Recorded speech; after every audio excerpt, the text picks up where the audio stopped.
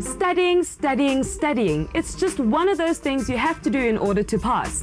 I'm Asanda Dedezane and I'm here to give you some much needed studying tips to help you prepare for your final exams.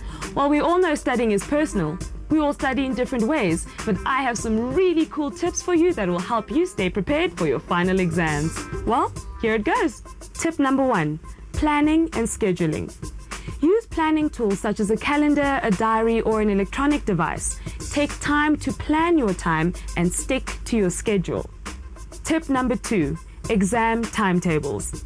Whoa, it's a big one, I know, but you have to understand that your study timetables are essential in making sure that you are well prepared for your exams. Your timetable must be divided into days, with sessions of about 45 to 55 minutes each. It has to be specific and realistic.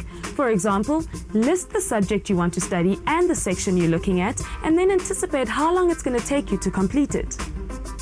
Tip number 3, go with your flow. If you're a morning person, then use the mornings to do most of your studying. If you're a night owl, then use the evenings to do most of your studying. But don't avoid studying during the day. If you've got some free time available during the day, then make sure you use the time available to your advantage. Tip number 4, know what kind of learner you are. If you need to talk when you're studying, then stick to this by teaching yourself or an imaginary class. If you need to draw, make use of bright colors and always use mind maps. While if you're easily distracted and you need to move around a lot, stick to this as well. Play with the stress ball or pace up and down. Whatever works for you, stick to it. Tip number 5, note taking and summarizing. Good notes and summaries are crucial in ensuring that you retain all the information learnt. First, read through your class notes and your textbook and underline all headings, keywords, and all important information. Next, summarize all underlined items in your own words and separate your notes into paragraphs and related sections. Your summaries must be done a few weeks before you start revising, and revision should start at least 2 weeks before your first exam. Tip number 6, mind maps. Use mind maps to combine all relevant sections together on one page. Color similar sections alike and use little pictures and word associations to help you remember things. Tip number 7, your study environment.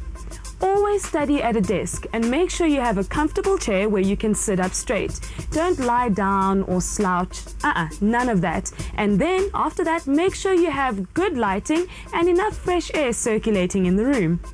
Make sure there are no distractions. A quiet study environment is generally better, although some kinds of neutral classical music have been found to be conducive to studying.